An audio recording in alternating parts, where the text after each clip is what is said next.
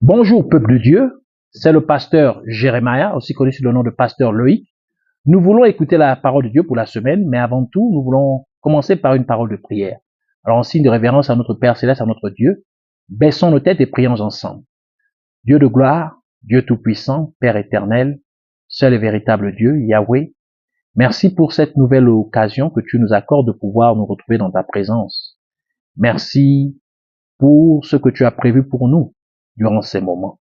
Nous venons ainsi nous recommander entièrement en tes mains, corps, âme et esprit, pensée et cœur. L'air, l'atmosphère, tout autour de nous, en nous, nous recommandons toutes choses en tes saintes mains. Et nous prions que tu nous pardonnes pour tout ce que nous avons fait, dit et pensé, qui ne t'a pas honoré et glorifié. Que tu nous purifies par ton sang, Seigneur, et par ton eau de purification. Que tu nous purifies et que tu nous sanctifies, corps, âme et esprit, pensée et cœur, au nom de Jésus-Christ. Et que tout ce qui n'est pas de toi, tout ce qui s'oppose à la révélation de tes mystères contenus, Seigneur, dans ta parole pour cette année 2025, venons les lier, les chasser, les renvoyer dans les gouffres de l'enfer au nom de Jésus-Christ. Et nous prions que tu nous amènes encore dans une profondeur, Seigneur, dont tu nous amènes encore davantage dans la profondeur de la révélation de ta parole pour cette année 2025. Ouvre ainsi nos cœurs et inscris tes instructions pour cette année 2025 dans nos cœurs afin que nous puissions venir à manifester cette parole et ainsi à nous conformer, Seigneur, pour cette année 2025 selon ta parole, selon tes instructions, au nom de Jésus-Christ.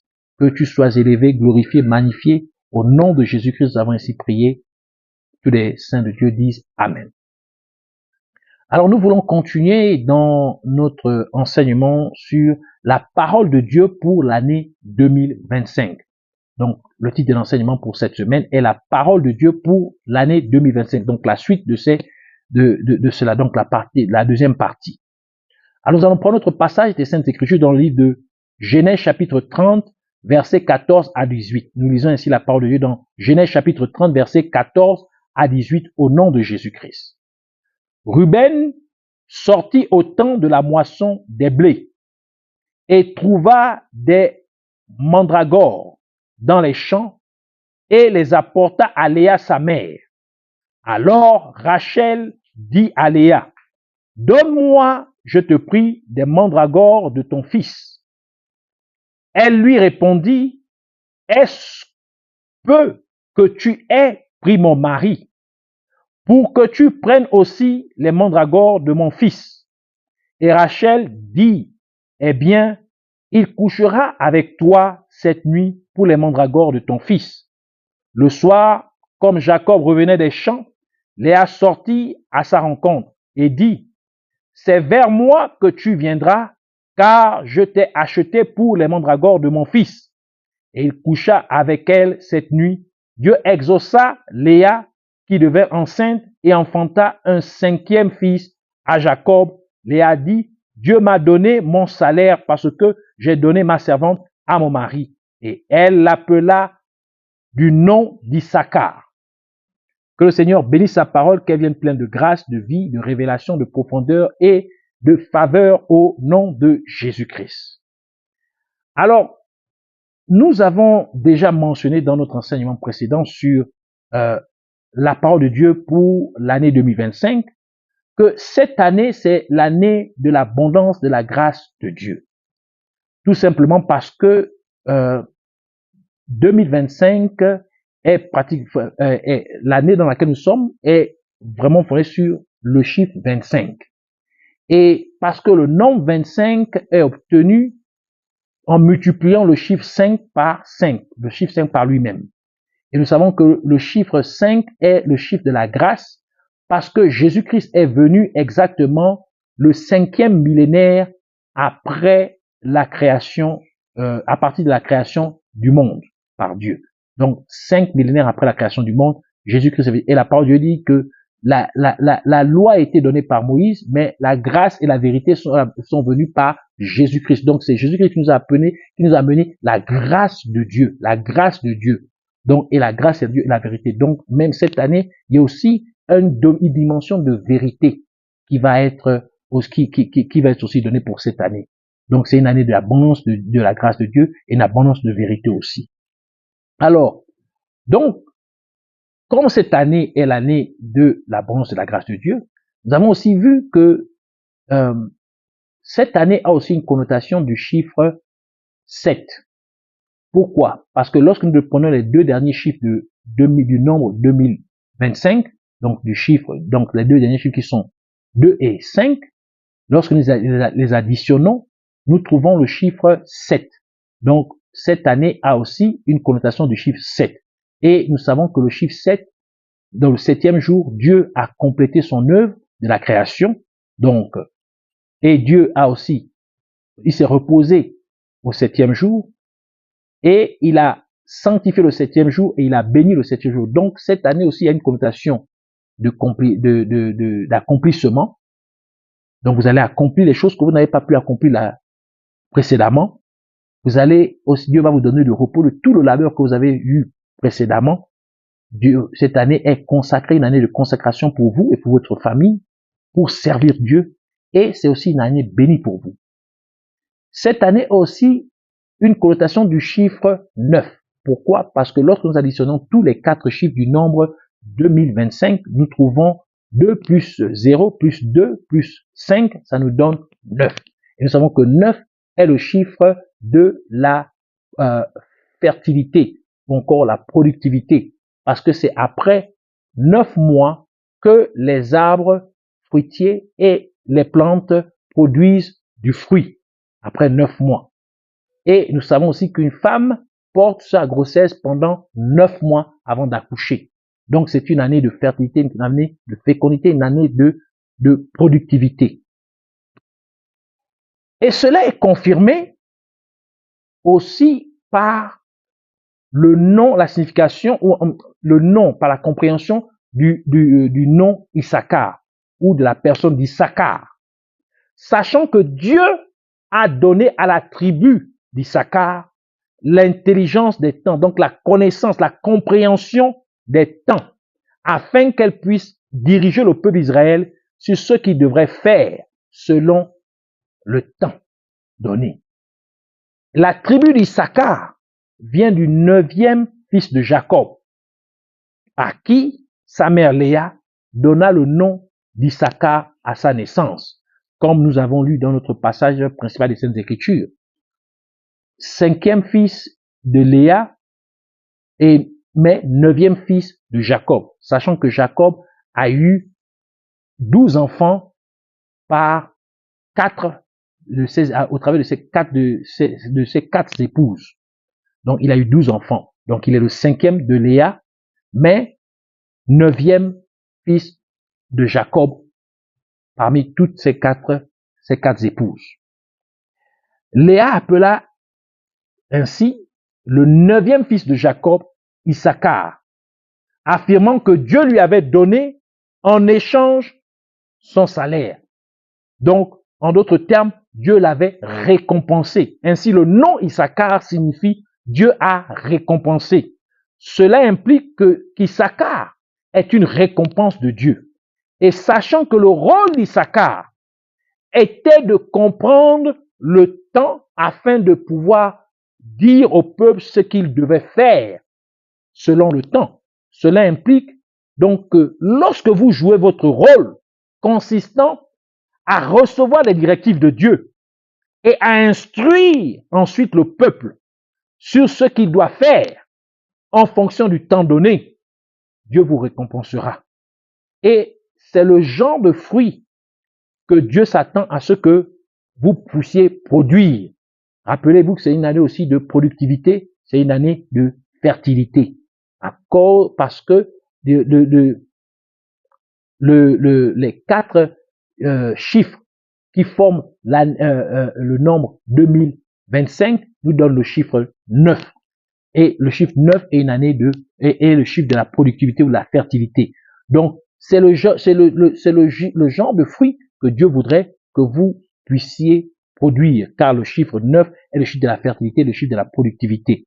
Et c'est pour cette raison que Jésus-Christ a dit dans Matthieu chapitre 24, verset 45, il dit, quel est donc le serviteur fidèle et prudent que son maître a établi sur ses gens pour leur donner la nourriture au temps convenable, donc au temps opportun. Donc la nourriture selon le temps, la nourriture selon l'heure à laquelle ils vivent. Donc pour les nourrir, pour leur donner la parole de Dieu selon le temps donné. Ainsi, le fruit que Dieu veut que vous puissiez produire pour cette année 2025 est de donner aux gens la parole de Dieu pour le temps dans lequel nous vivons. Et nous savons que nous vivons l'heure de minuit, car la parole de Dieu dit que la nuit est déjà avancée et que le jour est proche. Ce qui implique que nous sommes à un temps où nous sommes dans une période de temps où la nuit et le jour coïncident. Et cela se réfère à minuit, parce qu'il y a un seul moment où la nuit et le jour se rencontrent, c'est le temps de minuit. C'est le temps de minuit. Romains chapitre 13, verset 12 dit, « La nuit a avancé, le jour approche.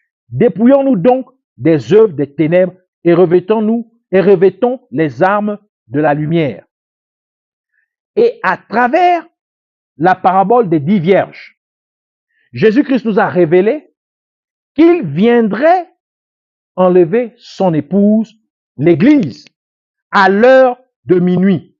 Matthieu chapitre 25, verset 6, Jésus parle.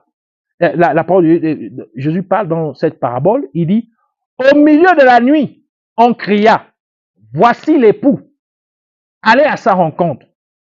Cela nous révèle donc que parce que nous sommes à l'heure de minuit, ce qui signifie que nous vivons les temps, nous vivons les derniers jours, nous vivons les temps de l'enlèvement de l'Église, nous vivons le temps du retour de Jésus-Christ. Nous devons donc enseigner aux gens sur le retour de notre Seigneur Jésus-Christ. Nous devons prêcher et enseigner aux gens sur l'enlèvement de l'Église. Nous devons avertir les gens sur le retour imminent de notre Seigneur Jésus-Christ qui vient chercher une Église sainte et irréprochable, donc irrépréhensible, comme la parole de Dieu nous le dit dans Éphésiens chapitre 5, versets 25 à 27 qui dit « Marie, aimez vos femmes comme Christ a aimé l'Église et s'est livré lui-même pour elle, afin de la sanctifier par la parole, après l'avoir purifiée par le baptême d'eau, afin de faire paraître devant lui cette Église glorieuse, sans tache, ni ride, ni rien de semblable, mais sainte et irrépréhensible, donc sans reproche. » Donc, c'est donc le fruit que Dieu veut que nous produisions pour cette année 2025, qui est de enseigner et de prêcher les gens sur le retour imminent de notre Seigneur Jésus-Christ. Prêcher et enseigner les gens sur l'enlèvement de l'Église. Avertir les gens de s'apprêter pour le retour de notre Seigneur Jésus-Christ en marchant dans la sainteté, en menant une vie de sanctification, une vie qui est dédiée entièrement à Dieu, une vie qui est consacrée à Dieu, parce que sanctifier, se mettre à part, une vie de mise à part, c'est-à-dire une vie loin, et c'est-à-dire une vie comme Christ. Christ veut dire loin, et cela veut dire quoi? Mise à part. Cela veut dire quoi? Sanctifié pour Dieu. Donc une vie de sanctification, donc une vie de chrétien. Une vie de sainteté. C'est cela que nous devons enseigner et prêcher aux gens. Donc que nous soyons prêts, que les gens soient prêts pour le retour de Jésus-Christ, qu'ils soient prêts pour l'enlèvement de l'Église. C'est le fruit que Dieu voudrait que nous puissions produire pour cette année 2025. L'année 2025 a aussi un goût ou une connotation du chiffre 7. Et il y avait un autre Issachar qui était le 7e fils d'Obed-Édom. Donc Issachar, dans la Bible, nous voyons 2 positions. Il occupe la 9e position en étant le 9e fils de Jacob, et il occupe la 7e position en étant le 7e fils de Obed-Édom.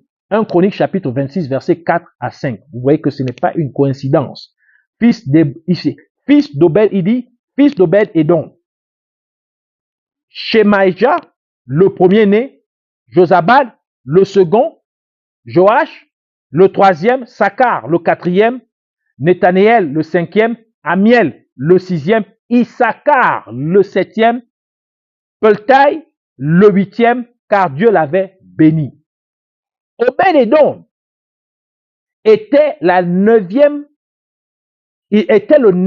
neuvième parmi les Lévites que le roi David avait choisi pour exercer leur ministère devant l'arche de l'alliance de Dieu. 1 Chronique chapitre 16 verset 4 à 6 qui dit: il remit à des Lévites la charge de faire le service devant l'arche de l'Éternel, d'invoquer, de louer et de célébrer l'Éternel, le Dieu d'Israël. C'était Asaph, le chef, Zacharie, le second, après lui, Jéhiel, Shemiramoth, quatrièmement, Jéhiel ensuite, Jéhiel encore, cinquième, Matithia, sixième, Eliab, et Eliab, huitième, Eliab, septième, Benadja, huitième, Obed-Édom, neuvième, et Jéhiel, dixième. Ils avaient des instruments de musique, des luttes et des harpes. Et Asaph faisait retentir les cymbales, les sacrificateurs Benadja et Jécassiel sonnaient continuellement des trompettes devant l'arche de l'alliance de Dieu. Donc, Obed-Édom occupait la 9e position parmi les Lévites. C'était un Lévite. Donc, il occupait la 9e position parmi les Lévites que le roi David avait choisi pour servir devant l'arche de l'alliance de Dieu. Obed-Édom était aussi celui qui garda l'arche de l'alliance pendant 3 mois lorsque le roi David eut peur de l'emmener à Jérusalem parce que Dieu avait frappé à mort Uza lorsqu'il avait touché l'arche de l'alliance. 2 Samuel chapitre 6 verset 6 à 11 qui dit: lorsqu'ils furent arrivés à l'ère de Nakon, Uza étendit la main vers l'arche de Dieu et la saisit parce que les bœufs la faisaient pencher. La colère de l'Éternel s'enflamma contre Uza et Dieu le frappa sur place à cause de sa faute. Uza mourut là, près de l'arche de l'alliance. David fut irrité de ce que l'Éternel avait frappé Uza d'un tel châtiment. Et ce lieu a été appelé jusqu'à ce jour Péret Uza. David eut peur de l'Éternel en ce jour et il dit: comment l'arche de l'Éternel entrerait-elle chez moi? Il ne voulut pas retirer l'arche de l'Éternel chez lui dans la cité de David. Et il la fit conduire dans la maison d'Obed-Édom de Gath. L'arche de l'Éternel resta 3 mois dans la maison d'Obed-Édom de Gath, et l'Éternel bénit Obed-Édom et toute sa maison. Ainsi, parce que Obed-Édom prit soin de l'arche de l'alliance de Dieu, Dieu a donc béni Obed-Édom et sa maison. Cela nous dit donc que si vous prenez très bien soin de l'arche de l'alliance de Dieu, de l'alliance que vous avez, si vous prenez soin de l'alliance que vous avez avec Dieu, Dieu vous bénira, vous et votre famille. Et donc, vous et votre maison. Parce que vous assurez que d'autres personnes respectent leur alliance. Donc, ils gardent leur alliance en bon état. Leur alliance avec Dieu. Leur alliance qu'ils ont conclue avec Dieu en acceptant Jésus-Christ comme leur Seigneur et Sauveur. Donc, parce qu'ils gardent cette alliance, parce que c'est une alliance à perpétuité. Une alliance à vie. Quand on donne sa vie à Jésus-Christ. Donc, parce que vous aidez les gens à garder leur alliance intacte avec Dieu. Donc, Dieu, vous les aidez à garder cette alliance en les enseignant et en faisant du suivi, de telle en sorte qu'ils puissent toujours demeurer dans la foi. Dieu va vous bénir et il va aussi bénir votre maison. Donc, tout ce qui vit dans votre maison. Et c'est pourquoi il est également important d'organiser des réunions de cellules de prière dans votre maison. Car en faisant cela, vous gardez l'arche de l'alliance dans votre maison. lorsque vous avez des réunions de prière, des cellules de prière qui sont faites régulièrement dans votre maison, généralement par semaine, chaque semaine, sans le savoir, vous êtes en train de garder l'arche de l'alliance dans votre maison. Et par conséquent, Dieu vous bénira et Dieu bénira votre maison. Ainsi, 2025 est aussi l'année des Lévites. C'est l'année pour ceux qui prennent soin du temple de Dieu, sachant que Dieu a fait de votre corps son temple. Et cela est bien confirmé par le fait que c'est à partir de l'âge de 25 ans que les Lévites ont été autorisés à servir Dieu en prenant soin du tabernacle de Dieu, tel que Dieu l'a instruit à Moïse dans Nombres chapitre 8, versets 23 à 24, qui dit: L'Éternel parla à Moïse et dit: Voici ce qui concerne les Lévites. Depuis l'âge de 25 ans et au-dessus, tout Lévite entrera au service de la tente d'assignation pour y exercer une fonction. Donc, il doit entrer et servir dans le temple de Dieu. Ainsi, nous sommes en 2025 et alors que vous prenez soin du temple de Dieu, Dieu vous bénira, vous et toute votre maison. Cette année 2025, alors que vous prenez soin de l'œuvre de Dieu, Dieu vous bénira, vous et votre maison. Cette année 2025, alors que vous veillez sur votre alliance avec Dieu et à ce que les gens restent fidèles à leur alliance avec Dieu, Dieu vous bénira, vous et votre maison. Ainsi, je voudrais que vous puissiez vous approprier ces paroles, que vous vous appropriez ces bénédictions en répétant cette prière après moi. Et dites juste après moi, priez après moi en disant ces mots. Je te remercie, Abba Père, Dieu merveilleux, Yahweh. Merci d'avoir approfondi ma compréhension de cette année 2025 au nom de Jésus-Christ. Et je décrète ainsi, au nom de Jésus-Christ, que cette année 2025, je porterai effectivement le fruit que tu attends de moi. Car je prêcherai et enseignerai effectivement aux gens sur le retour imminent de notre Seigneur Jésus-Christ. Je prêcherai et enseignerai aux gens sur l'enlèvement de l'Église en cette heure de minuit dans laquelle nous vivons au nom de Jésus-Christ. Et parce que 25 ans était l'âge à partir duquel les Lévites étaient censés entrer au service de Dieu en prenant soin du tabernacle de Dieu, c'est-à-dire de la tente d'assignation. Je décrète donc qu'en 2025, je prendrai très bien soin de ma vie chrétienne, au nom de Jésus-Christ, car la parole de Dieu dit que mon corps est le temple du Saint-Esprit. Cette année 2025, je prendrai soin de la maison de Dieu, au nom de Jésus-Christ. Cette année 2025, je prendrai soin de l'œuvre de Dieu, au nom de Jésus-Christ. Et de la même manière que le Lévite Obed-Édom prit soin de l'arche de l'alliance de Dieu, et que Dieu le bénit, lui et toute sa maison. Je décrète donc qu'en 2025, je prendrai bien soin de mon alliance avec Dieu et je m'assurerai que les gens respectent leur alliance avec Dieu. Et ce faisant, je décrète que Dieu me bénira, moi et toute ma maison, au nom de Jésus-Christ. Je te remercie, Père redoutable, Roi magnifique, le seul et véritable Dieu, Yahweh. Je te remercie car cela est fait au nom de Jésus-Christ. Je te donne pour toujours toute la gloire et toute l'adoration au nom de Jésus-Christ. Amen.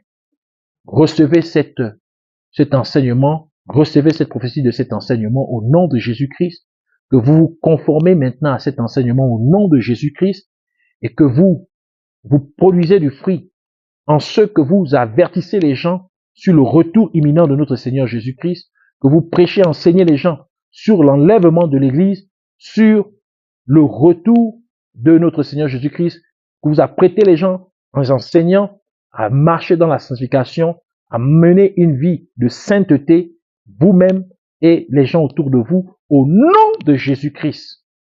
Recevez que vous soyez bénis, vous et votre maison, alors que vous prenez soin de votre alliance avec Dieu et que vous amenez les gens à respecter leur alliance avec Dieu, à garder leur alliance avec Dieu intacte, gardant leur foi en Jésus-Christ, au nom de Jésus-Christ.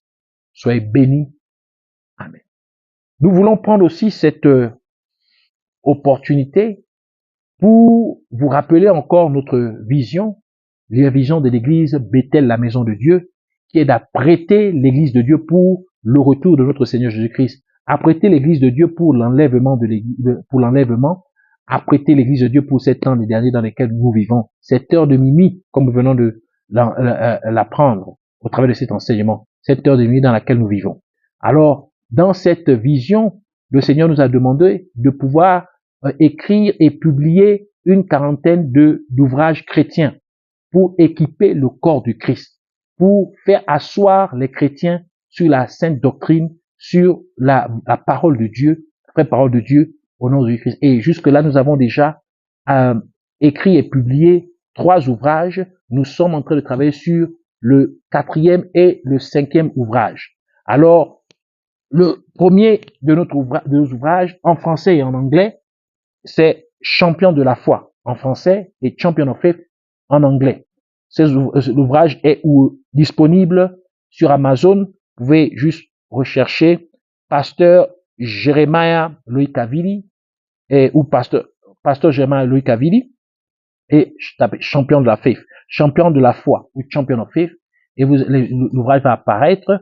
La version imprimée est à $8, nous allons réduire le prix, $8.49, $8.49, version imprimée, et la version électronique ou Kindle version est à $5.49, $5.95, $5.95.